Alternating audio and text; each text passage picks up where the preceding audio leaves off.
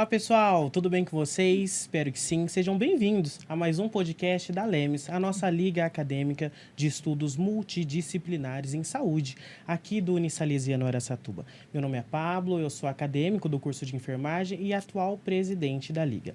E para você que ainda não conhece a nossa Liga, ela foi fundada em 2020, por alunos do curso de Medicina Veterinária, que entenderam a importância da equipe multidisciplinar atuar juntas, ainda no ambiente universitário, tendo aí surgido a nossa liga, que atualmente é composta por 8 cursos da área da saúde, que são os cursos de enfermagem, fisioterapia, psicologia, biomedicina, nutrição, farmácia, educação física e o nosso curso que fundou a liga, o curso de medicina veterinária.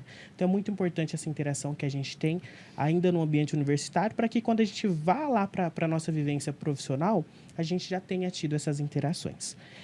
Nós vamos falar hoje sobre UTI neonatal e pediátrica, um tema super interessante, e para que a gente possa falar, eu tenho convidadas aqui excelentes para que a gente possa adentrar profundamente nesse assunto. Passo a palavra agora para minha amiga Bruna. Oi, gente, eu sou Bruna, faço fisioterapia aqui no Salesiano, estou no 3º termo e atualmente eu sou secretária da Liga. Hoje a gente está aqui com a Grazi. Ela é graduada de enfermagem aqui no Salesiano mesmo, tem a docência no ensino técnico e superior na Unitoledo e fez enfermagem na terapia intensiva neonatal na Faculdade Uniararas. Temos aqui também a Kemi, graduada na USP de São Paulo e com licenciatura na Faculdade de Educação da USP também. Temos também a Andresa, que tem a nossa graduação na FAMERP e especialização em auditoria em saúde na FAMERP também, como especialização em enfermagem pediátrica e aprimoramento em enfermagem pediátrica também na FAMERP, as 2 especializações. E fora isso, pessoal, todas têm vivência, atuação em UTIs, neonatais e pediátricas, em setores de pediatria. A professora Andresa também atuou em centros de obstetrícia, e também enfatizar que a professora Andresa também é docente aqui do Unisalesiano, atua nos cursos de enfermagem e medicina. É isso, professora? Isso. A Gra, também, além de ser ex-aluna do curso de enfermagem, hoje também é orientadora de ensino, Gra?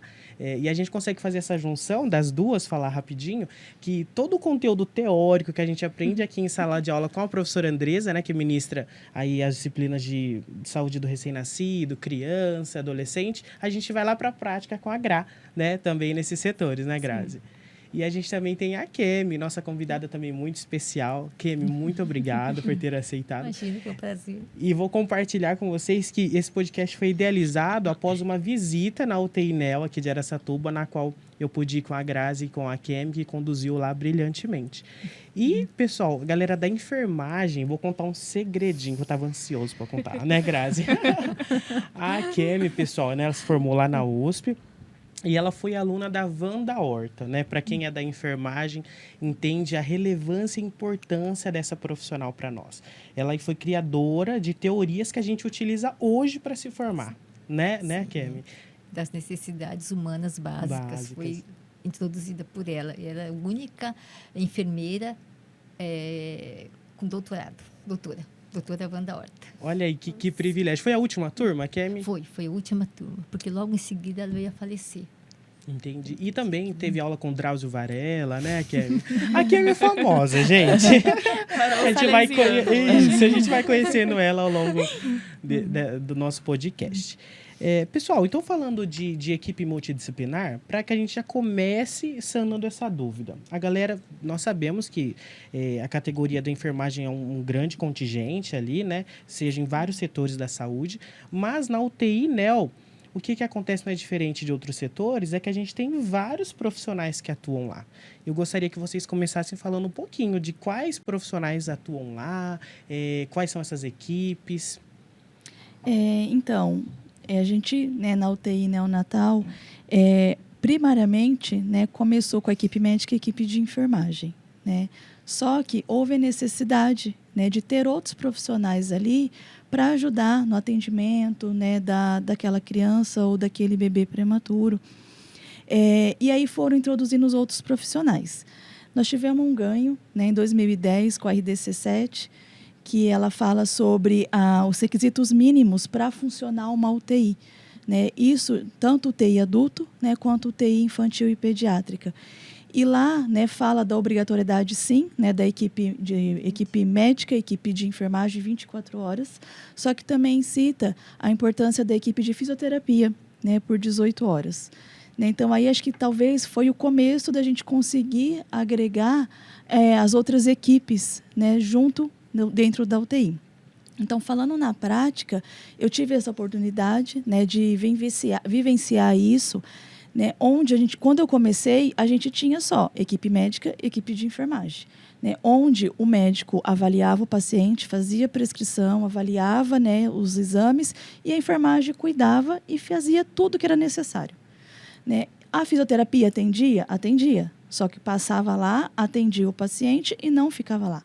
Né? Assim como os outros profissionais, o psicólogo, o fono, assistente social, né? Todos atendiam, mas não ficavam ali, né, por muito tempo. Com a RDC7, precisou primeiramente o físio ter que ficar ali. Né? Então, era uma obrigação. Então, a gente começou, né, a criar um espaço ali dentro para a fisioterapia. Para a enfermagem, né, falando da equipe técnica de enfermagem, no primeiro momento não foi legal, eles não receberam com bons olhos.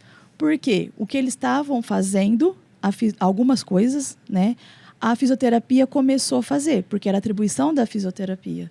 Né? E a gente, como enfermeiro, equipe de enfermagem, a gente quer abraçar tudo. Só que, na verdade, cada um tem a sua atuação dentro da equipe. Né? E aí a gente começou a trabalhar com a equipe de enfermagem, falando da importância, sim, do fisioterapeuta ficar ali junto com a gente por mais tempo. E não só passar, atender a criança e sair. Né? Então, aí começou esse gancho da fisioterapia. E aí depois a gente foi conseguindo conquistar outros profissionais.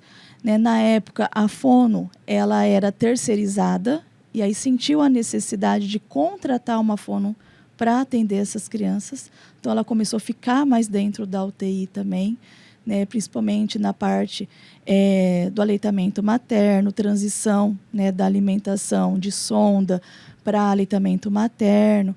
Né? Então, foi uma coisa bem legal também. Psicólogo, a gente tinha um psicólogo na época para o hospital todo, né? E aí foi contratar outro psicólogo e aí eles viram, né, uma pessoa que tinha já o contato com criança, né, para focar um pouquinho ali dentro da UTI. Então, a gente conseguiu, né, trazer psicólogo dentro da UTI, que ajudou muito, né, principalmente com as famílias, né, para dar o apoio à família, para dar as notícias. Né? Então, foi um ganho bem legal. Assistente social, né, que também nos socorria em relação à família, ao apoio que a família precisava para estar ali com a criança. Né? Fora o pessoal também dos laboratórios, então os biomédicos, né, os farmacêuticos que estavam diretamente dentro dos laboratórios, né, nos apoiando. E aí eu lembro que um marco bem importante, né, que aconteceu, né, que chamou a atenção, foi o farmacêutico. Né? O farmacêutico, quando começou realmente fica dentro, né? Não dentro da UTI, mas atuar mais próximo. Né? Como que eles começaram? Com dose unitária. Né? Então, na época, quando a gente começou dose unitária no hospital, começamos na pediatria, né? Porque era um público que usa menos medicamentos, né? Que a gente daria para otimizar isso.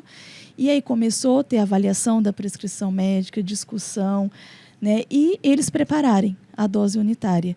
E eu lembro que a equipe de enfermagem falou assim, pronto, agora eu já não faço mais nada. Porque até o medicamento que eu estava preparando, o farmacêutico que vai preparar. Né? E aí a gente, né, com toda calma, paciência, falei, não, gente, vocês vão fazer o serviço de enfermagem, que é cuidar. Então, agora vocês têm tempo para fazer realmente o serviço de vocês. Né? Então, só um adendo. Pode falar. Posso? Na realidade, assim, o que a gente percebe que essa dose unitária veio, de uma certa forma, até para economizar, porque, assim, na pediatria ou então na UTI NEO, usa-se dose mínima. Aí você aproveita o mesmo frasco para as outras crianças, que acaba sendo desperdício, tem que jogar fora. Né? É um ganho. E para que se desperdiçar dessa forma, né? Tá? Foi muito bom. Né? Talvez o profissional farmacêutico já tenha essa visão que a gente, enquanto enfermeiro, não. Sim. Né? E, na época, foi feito até um estudo pela farmacêutica, né, responsável sobre a economia né, que gerou, principalmente entre antibióticos. Os antibióticos não são baratos, as doses são mínimas, né, então abria um frasco, usava um pouquinho, jogava fora. Né? E aí, o que dá para a gente fazer para melhorar? Isso, né? Então, assim, eu queria compartilhar, né, com vocês um pouquinho, né, da prática profissional em relação, né, à atuação da equipe. Como que foi, né, agregando os profissionais dentro da equipe da UTI neonatal e pediátrica. Isso, e complementando, né, o que a Andresa falou, a gente vê nesse início um desconforto entre os profissionais, né? Mas a gente só vê benefícios Sim. para o paciente, para a unidade, né? Então, gostaria que vocês falassem um pouquinho, né? Vocês duas, fazendo também um comparativo, atuaram dentro da UTI neonatal aqui de Araçatuba, né? Que atende outras 40 cidades. Né? Então, nós somos 42 cidades. Então, se vocês pudessem falar um pouquinho dos benefícios que esses pacientes passaram a ter com a atuação da equipe multidisciplinar. Sim. Eu vou citar a fono, tá? O que acontece, assim, nós tem a maternidade e os bebês acabam indo para as UTIs, principalmente os prematuros, né? Eles precisam fazer o teste da linguinha e da orelhinha, tá? Então, assim, todos precisam passar por esse processo. A fono, ela faz depois de 24 horas, que é o que dá menos interferência no resultado. Mas, assim, todos precisam ter. E se não tiver isso, o Ministério cobra. E a própria instituição, ela até, inclusive, é multada porque não é feito. Porque é questão de audição futura e da língua também, da linguagem, da língua presa, né? Então, o que a fono faz muito no berçário intermediário, que é pós-estadia na UTI, seria uma semi-intensiva, fazer esse teste, e inclusive é ela que veio beneficiar muito a enfermagem, no sentido assim de falar, essa criança pode ser dado no copinho. Então, hoje, na realidade, não se deve dar chuquinha, nem chupeta, não se pode dar, proibido, na verdade, né? Porque dá deformidade, né? No céu da boca e tudo mais. Então, assim, ela chega e fala, olha, ela direciona a enfermagem nesse sentido. É importantíssimo isso, sabe? Porque tudo assim, a mãe não tem leite, então dava na chuquinha, né? Então, vai ser um benefício muito grande. Então, assim, vai somando muito. É uma profissão que, de uma certa forma, está despontando agora, não é uma coisa que tinha-se antigamente, né? Aqui para a região não tem nem faculdade de fono. E a gente vê que as vagas, né, sempre estão abertas, seja na rede privada, rede pública, né? Antes de ir para a FIS, eu queria fono. Eu não fui porque eu não achei faculdade aqui perto para fazer. Exatamente. É importantíssimo, sabe, a fono, né? E realmente aqui, assim, a Andressa citou, a enfermagem era dona de tudo. E, de repente, começou a compartilhar com todos. Falando, nossa, agora a gente vai perder o emprego. Sim, até para os outros foram estranhos, né? Porque atuavam em uma área e do nada foram para outra. Assim como a professora Andressa citou, eu tive também a oportunidade de viver esse momento, onde era somente ali o médico e o enfermeiro. O fisioterapeuta ali tinha a sua participação importante, muito importante, e veio então agregando esses outros profissionais, até chegar a um ponto de que nós tínhamos semanalmente visitas multidisciplinares, onde todos nós nos reuníamos, fisioterapeuta, fono, terapeuta ocupacional também, assistente social, o nutricionista, que é importantíssimo citar, devido à questão também do leite humano, que sempre nós temos dificuldades quanto ao banco de leite, precisamos incentivar as mães à doação de leite materno.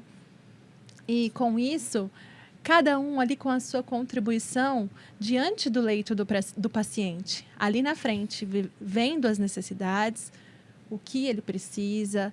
Se fosse uma criança que precisava de uma alta, mas uma alta acompanhada com home care, com outros profissionais envolvidos dentro da casa, providenciar com relação à assistência social. Então, assim, veio para proporcionar para o paciente uma humanização melhorada. Sim. E uma assistência integrada, né? Assistência integrada à saúde. E a gente percebe, assim, que hoje, que nem a Grazi está falando, tem a reunião semanal, visita clínica, tem toda a discussão dos pacientes, todo dia feito com um grupo, né?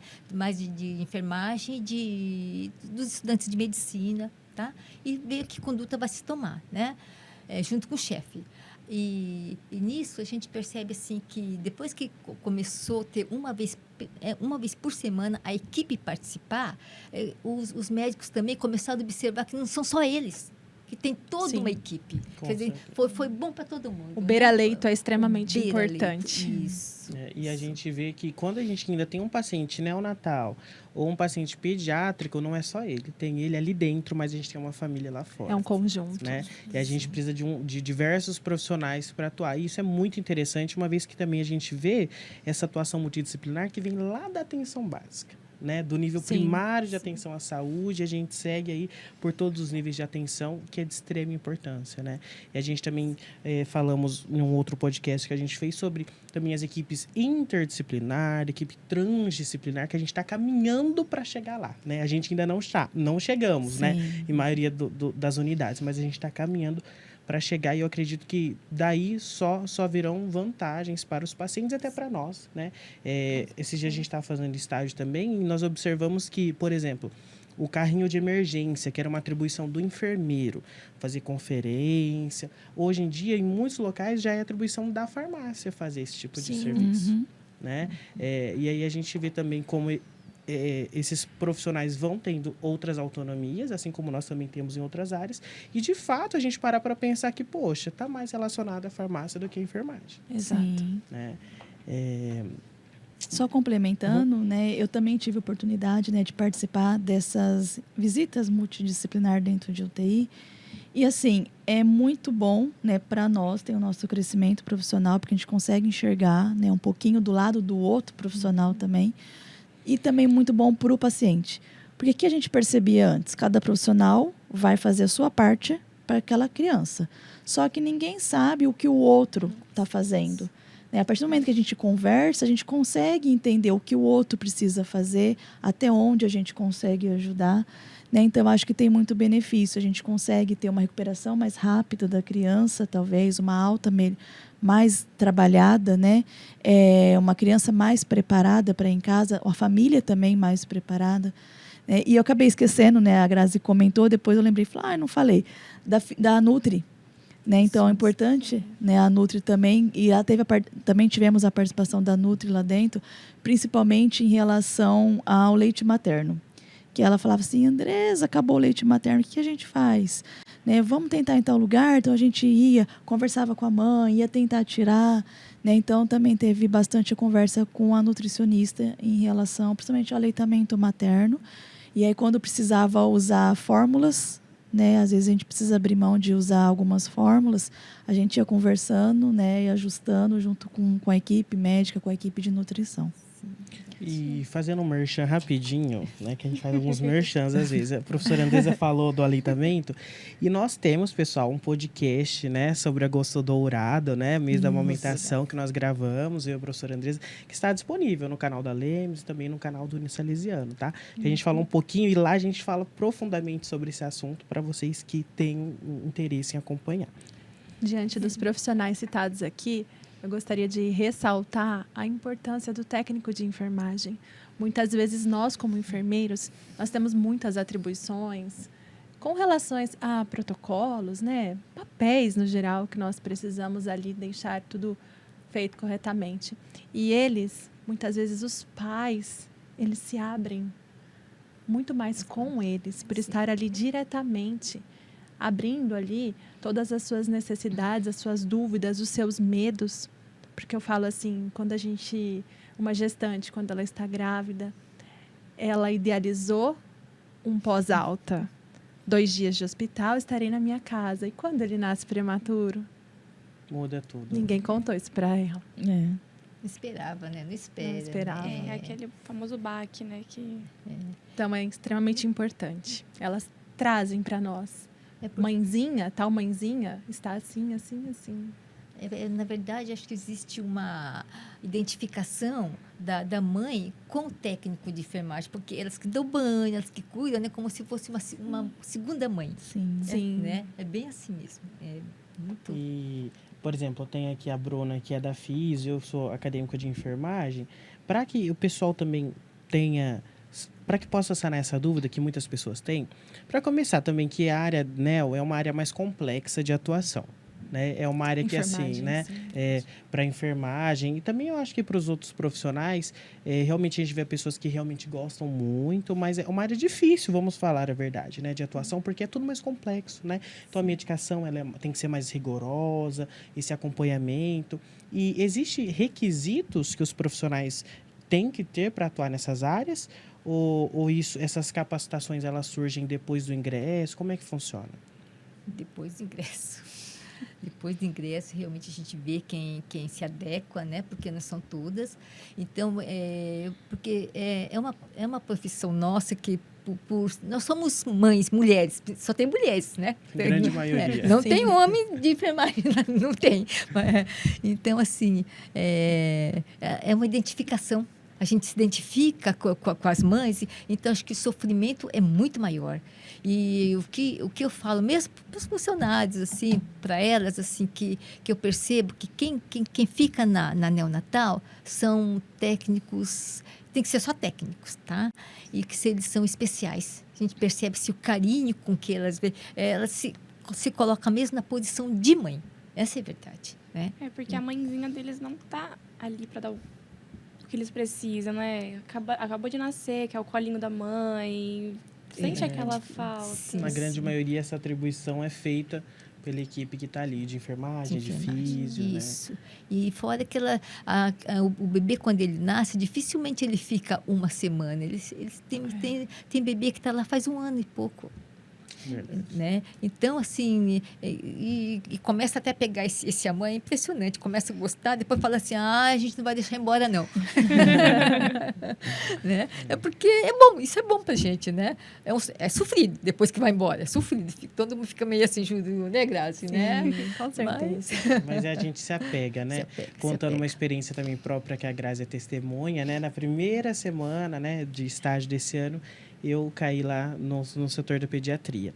E já fui com bastante medo, né? Sim. Porque é uma área que eu não tinha tanta afinidade, né, professora Andresa? Eu sempre falei para a professora que não me identifico com pediatria, cheguei lá, era Gra.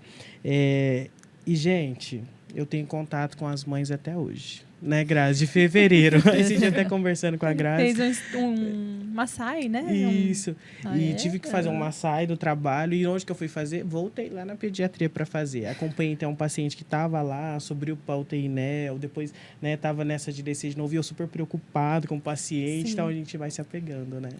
Imagino vocês, né? Anos aí. Eu falo, é uma área que é apaixonante, né? Quando eu começo a dar a disciplina... Né? Então, teve mudança curricular, né, dentro da enfermagem, mas a gente começava com neonatologia, né, e saúde da criança depois. E aí, quando era dessa forma, eu falava, gente, que eles não tinham contato nenhum, né, com criança. No primeiro momento já era neo. Eu falava assim, quem não gosta vai começar a gostar um pouquinho. Quem já gosta vai apaixonar.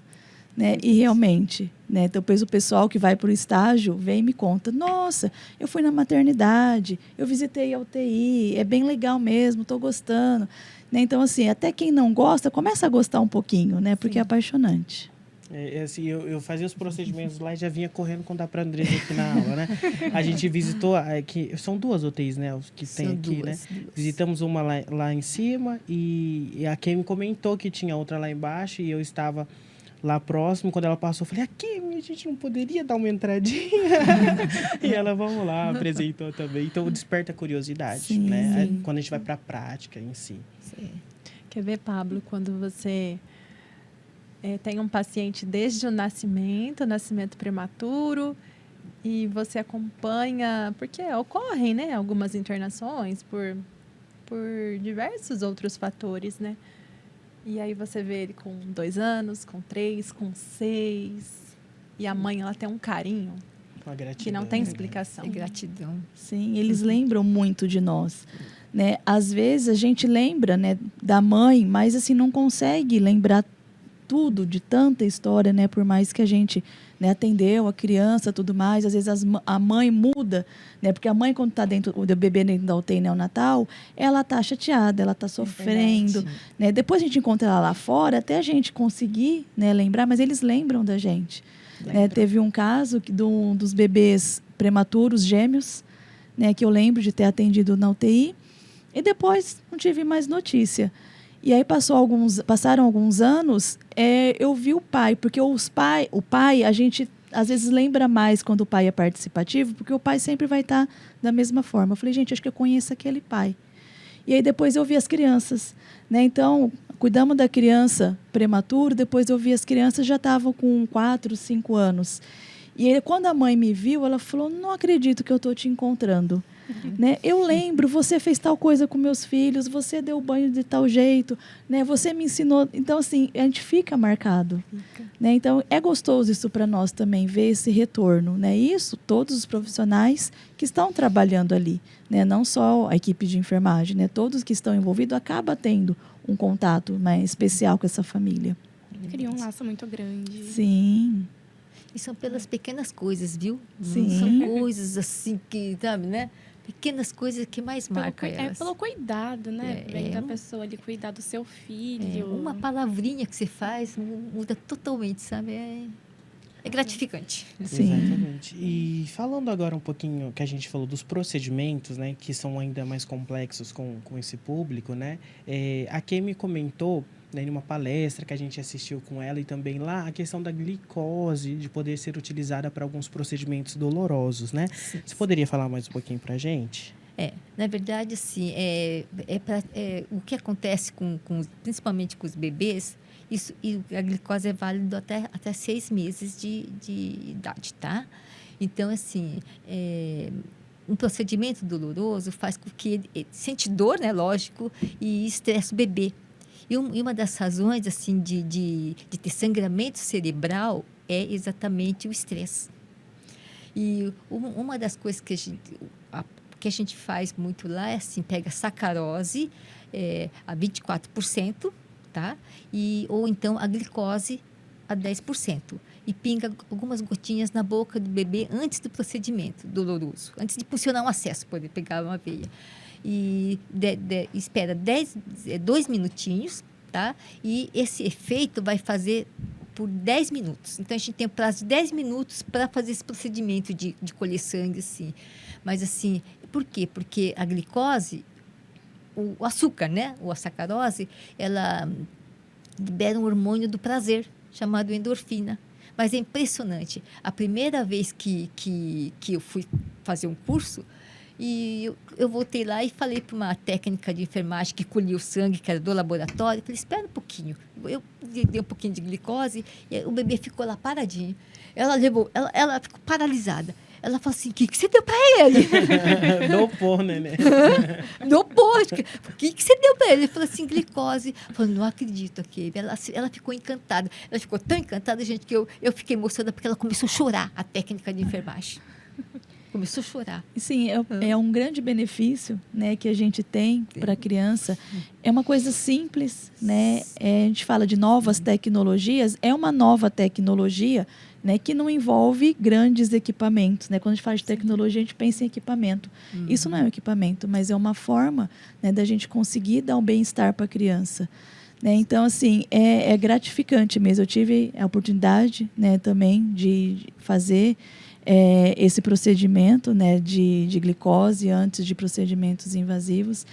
E assim, o que a gente percebe ao longo do tempo? Que, igual a Kemi falou, né, da hemorragia cerebral, o tanto que diminuiu. Né? Anos atrás, as crianças dentro de UTI, pensa, né, um bebê que está ali num mundo que não é dele, fica agitado, fica chorando, a gente faz procedimento. É procedimento o tempo todo. Né, para tentar, né, ajudar aquela criança. Não é por mal, é para ajudar. Né? E aí a gente vê uma coisa pequena, né, que a gente conseguiu melhorar até a qualidade de vida daquela criança. Sim. Né? Porque a gente tinha muitos, né? A gente fala de crianças especiais, né, por paralisia cerebral devido a sangramento. Sim. Né? E hoje a gente percebe que tem cada vez menos, né, Kemi? Sim.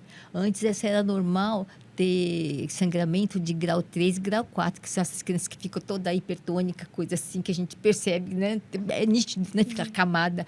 Hoje não se tem mais.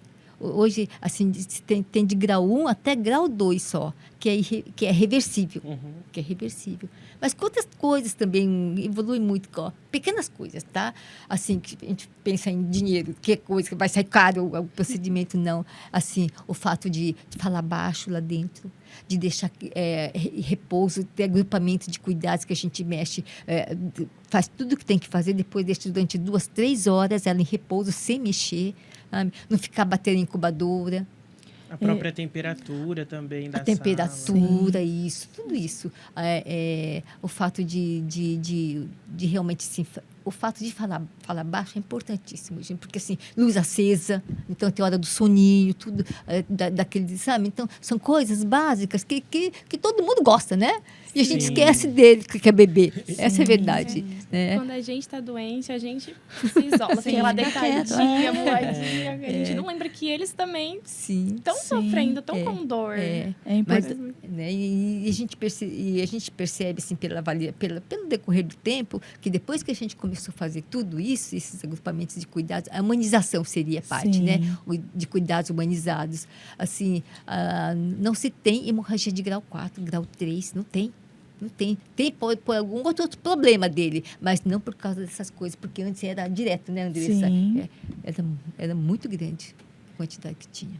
Não, é importante, né, tá lembrando em relação a isso, né, que me citou, né, sobre agrupamento de cuidado. Eu acho que foi um ganho muito grande para as crianças em relação a isso. Toque mínimo. Sim, o toque mínimo, Toque porque mínimo. são crianças que a gente manipulava o tempo todo. Então, quando a gente começou a trabalhar com isso, o que a gente fazia? A físio ia lá, atendia, né, fazia todos os procedimentos que precisava. Aí a enfermagem já via, fazia os cuidados em relação à higiene, né, troca de fralda, verificação de sinais. E aí depois chegava o momento da dieta. Então, a fono trabalhava antes, né, a parte de sucção, tudo mais, dava dieta, a criança dormia. Então, a gente tinha 3 horas, minimamente, né, para aquela criança ficar quietinha lá para recuperar. Porque a criança, ela se recupera, ela ganha aprendizado, memória durante o período de sono. Então, eles precisam dormir. Né? Então, acho que foi um ganho muito grande em relação a isso. Se a criança está mais instável, a gente tenta mexer cada vez menos, né, Kemi? Sim. Muito prematurinho, Sim, a cada prematuro. 4 horas, diferente do que a gente tem do adulto. Né? Numa UTI, a cada 2 horas, né, tem os procedimentos de rotina. Na UTI, na ANEL, a gente tenta espaçar um pouco mais para a criança ter esse tempo, né, de recuperação, né, para não atrapalhar, né, tanto a memória, a aprendizagem, tanto a parte vital mesmo, né, o risco de sangramento, né, principalmente sangramento cerebral. Sim. Então, maior parte do público de UTI NEL são prematuros? A grande maioria. A grande maioria. Desculpa. Aqui em Araçatuba, no hospital público, tem uma divisão na questão de UTI neonatal e neonatal e pediátrica. A neonatal, que é somente os bebês, deixa mais exclusivamente para as crianças de mais baixo peso, que são os prematuros extremos mesmo. E de uma certa semana, 33 né? semanas vai para E os maiores na UTI, na outra UTI. Eu trabalhei no hospital particular e a gente tinha UTI mista. Né? Então, era uma UTI para atender tanto neonatal quanto pediátrico. E, assim, maioria das vezes era 90% de prematuros. Né? E então, uma UTI com 6 leitos, às vezes 1 era pediátrico e 5 neonatal. Tinha vez que não tinha nenhum pediátrico, né? Só neonatal. E dentro desses neonatais, a gente percebe que a maior internação mesmo é prematuro. né? Por mais que tenha algumas outras doenças, né, que acomete os bebês, né, os recém-nascidos, a gente vê que a grande maioria é prematuridade. Sim, tanto é assim que eu tenho 30 anos de UTI, tá? Em Araçatuba. Gente, eu falei, se juntar essas três aqui, a gente abre um hospital, entendeu? Um hospital NEL, muito conhecimento. Então, mas assim, quando abriu a UTI aqui nessa tuba há 30 anos atrás, as crianças menores de 28 semanas, de 32 semanas, nem vinha para a UTI. Elas morriam. Hoje nós temos crianças com 21 semanas. Teve uma criança de 21 semanas que foi de alta, sem uma sequela. 21 semanas. 21 semanas. Então, isso para a gente, sabe, é a coisa mais... Sim, aí a gente percebe a importância da atuação da equipe, né, para a qualidade de vida dessa criança. Porque 21 semanas, gente, assim, é muito prematuro. A gente chama de prematuro extremo, Sim. que pouco tempo atrás não Inviável, sobrevivia. né? Inviável. Inviável. 520 gramas. Olha, gente, 520 eu tive a oportunidade de gramas. acompanhar, né, de visitar, e realmente são muito pequenininhos.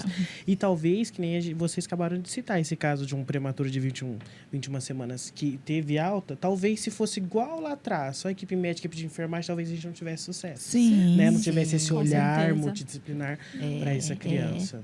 E todo esse processo de agrupamento de cuidado, sabe? Toda a parte de sono, ter a hora de soninho dele, tudo, né? Isso ajudou muito, gente. É tudo uma evolução de toda uma equipe, né? É Aperfeiçoamento muito de bonito todos, ver a né? evolução. Né? Ainda mais lá dentro, né? Igual vocês estão vendo. Não trabalhamos sozinhos, né? Não, sozinho não. E quando a gente fala da família, por quê? Lá, 9 meses antes, esse bebê já passa a fazer parte da família. Sim. A família idealiza uma vida com aquela criança. Um sonho. Né? Vocês todas são mães, né? Sim. Falam melhor do que eu. E aí, quando a gente tem uma equipe ali acolhendo essa família, essa mãe, esse pai, vai ser maravilhoso, né? Para essa família e para que essa mãe também não venha desenvolver alguns problemas, né? Que a gente conhece bastante, né? Como depressão, ansiedade, e esses fatos, o simples não, mas o grande fato desse filho estar internado pode desencadear essas doenças, né? Sim. E quando a gente tem essa equipe dando amparo e acolhimento, né, sendo humana, né, quando a gente fala de humanização, tudo muda, né, Bruna? Sim, com Quando certeza. os pais, assim, o primeiro contato, né, que eles têm, assim, na UTI, diante, né, dos seus filhos prematuros ou das suas crianças mesmo, internadas, vem sempre uma pergunta, é unânime em todos. Mas quando ele vai ter alta? Essa pergunta é unânime. E na UTI, neonatal, eu aprendi a sempre dar essa resposta para as famílias. Todos nós, na verdade, vamos viver um dia de cada vez, mãezinha ou paizinho. Nós precisamos celebrar cada vitória, cada avanço. Hoje ganhou 20 gramas? Ganhou 20 gramas, isso foi maravilhoso. Hoje não é mais 5 ml de leite, hoje é 8. Então, nós precisamos celebrar cada vitória dentro da UTI neonatal. Sim, é interessante quando eu conseguia, né, vivenciar isso. Eles entram na UTI e você falou do leite, eu lembrei, eles falam, quantos ml de leite tá? Sim. Né? Então, eles percebem que a criança, quando começa a aumentar o leite, começa a ganhar peso, é porque está bem. Então, o ganho de peso dentro de uma UTI é muito comemorado. Né? Então, eles perguntam, quantos ml de leite está? Quanto que pesou hoje? Né? Então, para eles saberem que realmente está indo bem. Sim, verdade. E através dessas perguntas a gente consegue ir respondendo, né? Porque uma pergunta de quando vai ter alta é uma pergunta que a gente não tem resposta. Não. Sim. Né? E para que quem está nos acompanhando e não entenda ou tem alguma dúvida, como que funciona o acompanhamento, né, dessa mãe, desse pai com o bebê que está na UTI NEL? Eles têm acesso livre? É horário também de visita? Como que funciona? Por lei, a criança tem direito ao acompanhante, tá? Então, assim, a gente vê se o pai ou a mãe pode ficar. Fala acesso livre, mas o que acontece é assim, se deixar esse acesso livre por experiência, tá? Aí fica entre sai, isso não é bom para as crianças, questão de fluxo, né? Sim. Então, a gente coloca algumas normas para realmente funcionar, mesmo para proteger o bebê, né? Porque, assim, pela própria ansiedade dos pais, quem é que não quer entrar toda hora? Né? Acaba estressando a criança também, né? Sim, sim. E o problema maior é a contaminação, né? Então, a gente precisa fiscalizar, sim, ensina lavagem de mãos, principalmente para os bebês. Se for mexendo, tocar no bebê, tem que lavar até o braço. Então, tem tudo isso que quem tem que ficar vendo é a enfermagem. E nem sempre a gente tem perna para tudo isso, né? Mas isso não é motivo. Mas, assim, o que a gente realmente faz, assim, deixa o pai ou a mãe ficar junto. Uma coisa que a Andresa falou e ficou na minha cabeça, né? Da UTI mista compartilhada. Não tem mais risco de contaminação para os neonatais com a UTI pediátrica junto? Porque às vezes a criança vem de fora com, por exemplo, uma pneumonia, alguma coisa, e acaba ficando ali no mesmo ambiente dos prematuros. Eu vou falar de experiência que eu tive, né? O local que eu trabalhei, quando acontecia de ter crianças, né, que talvez com risco maior de contaminar, a gente tinha uma salinha isolada, né? Então, ele ficava numa salinha isolada para ter menos riscos. Uma outra coisa que acontece também, os bebês ficam dentro de incubadora. Né? Então, a incubadora acaba sendo uma proteção, né? Tanto o isolamento térmico, né? Proteção contra a infecção. Né? Então, é importante a gente sempre frisar, né? Conforme a Kemi falou, a higiene das mãos. Né? O uso de EPI, né? Em alguns casos, né? Que é necessário por causa de contaminação, né? Por toque. Mas a higienização das mãos é imprescindível, né? A correta, né? Sem adorno. Então, a gente já trabalhava, né? Sem adornos.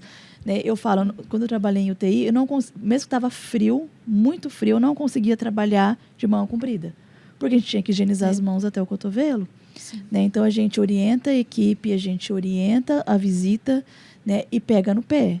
O pessoal que trabalha em UTI acaba sendo até chato em relação a isso. Né? Cobrança. Sim. Isso, E a gente fala assim, é uma lavagem de mãos, é claro, a gente tem uns 5 momentos ali, uma lavagem bem completa, mas é algo tão simples que previne tantas coisas graves, né? E é rigoroso mesmo, viu, gente? A Grácia sempre cobrava bastante da gente lá no setor da pediatria. Verdade. Quando a gente foi, sempre antes de entrar nos quartos, a gente fazia a higienização das mãos. Quando fomos visitar as UTIs também, esse controle rigoroso aí, para que a gente não levasse nenhuma contaminação para aqueles bebês. Costumava dizer assim, pega a sua carteira de vacinação, Isso aí, pega a carteira de vacina de um já bebê. sabíamos o que era.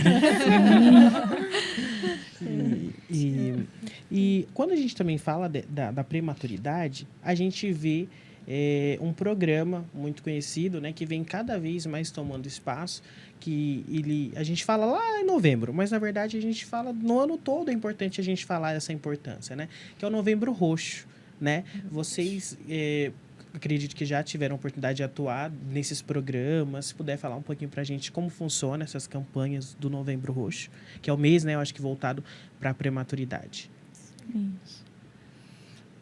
Olha, lá o que a gente faz muito assim, a gente começa pelas camisetas. É verdade.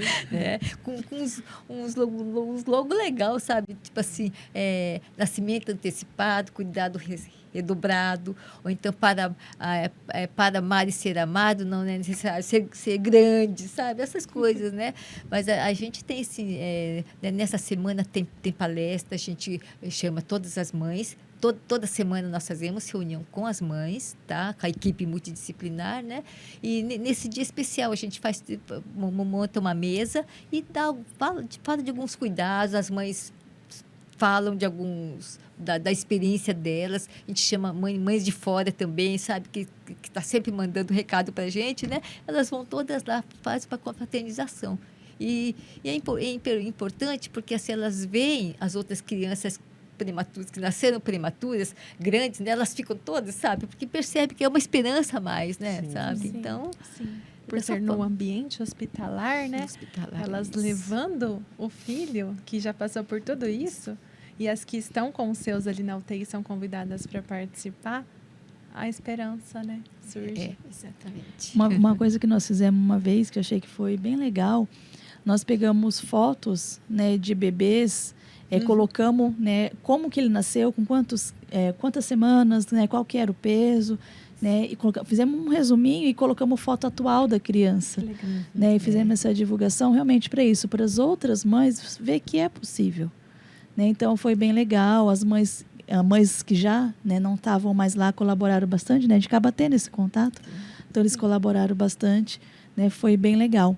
E existe, né, um site voltado para isso também. Não lembro se é prematuridade.com, alguma coisa assim, que eles falam, né, sobre esses movimentos que acaba tendo em novembro, né, de conscientização, dão algumas dicas do que dá para fazer de divulgação, então é bem legal também. Eu também tive a oportunidade de atuar no que a gente chamava de formatura dos prematuros, né? Que é bem um tempo depois, esses bebês voltam, né? Foi na rede privada.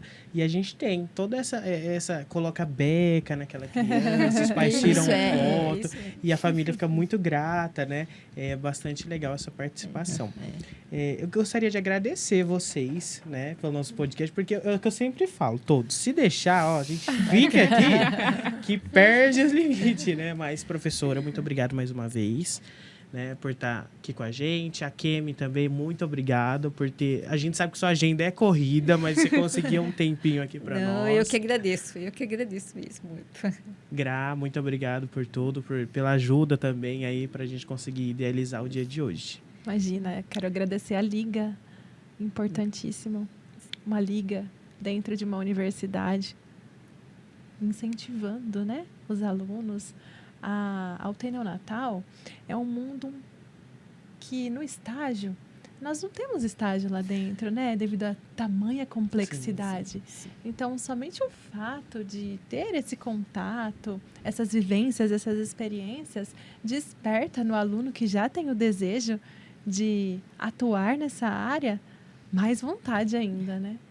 Eu gostaria de agradecer também, né, o convite de vocês para falar de um tema, né, que é minha paixão. Reforçar, né, a importância também da Liga dentro da universidade, que acho que é um momento que a gente tem de vivência de equipe multidisciplinar. Então, começa já a formação, né, dos acadêmicos em relação à importância da equipe multidisciplinar. Porque, na verdade, nós não somos ninguém sozinhos, né? Profissionalmente, a gente precisa, né, dos outros profissionais. Então, começar isso na formação de vocês, eu acho muito válido, muito importante. Bruna, obrigada pela ajuda. Eu fiquei bem feliz quando o Pablo me chamou para participar com vocês, porque desde quando eu comecei a físio, a área que eu quero atuar é a área UTI, né? Sim, eu sou muito apaixonada por aqueles pequenininhos. Assim... Quero muito conseguir fazer minha residência, conseguir atuar nessa área. Aí, quando ele me chamou, eu falei, não acredito. Bem quando ele me chama, é esse E eu não assunto? sabia, gente. Mas obrigado, tá? Pela brilhante atuação na nossa liga. E também agradecer aos nossos outros 16 alunos, né? Que integram a nossa liga, que fazem parte, que participaram aí, cada um nas suas funções, para que o dia de hoje pudesse acontecer. E dizer para você também, aluno do Unisalesiano, de um desses cursos que eu citei, pode fazer parte da nossa liga, tá? É importante que vocês nos acompanhem lá pelo Instagram, que é o @lemesUnisale. Lá vocês vão acompanhar os processos seletivos que a gente tem, vai acompanhar conteúdos multidisciplinares que a gente posta também todas as semanas e ficar por dentro de tudo. Nós também temos canal no YouTube, né? Que é o Lemes Unisalesiano, para que vocês possam nos acompanhar. E o nosso processo está aberto ainda, seletivo? Nós temos processo seletivo aberto, tá, atualmente, para que vocês... Vai estar aberto aí durante o mês todo, para que vocês possam entrar na nossa liga e conhecer um pouquinho mais, tá? Muito obrigado a todos, até o próximo. Tchau, tchau. Tchau.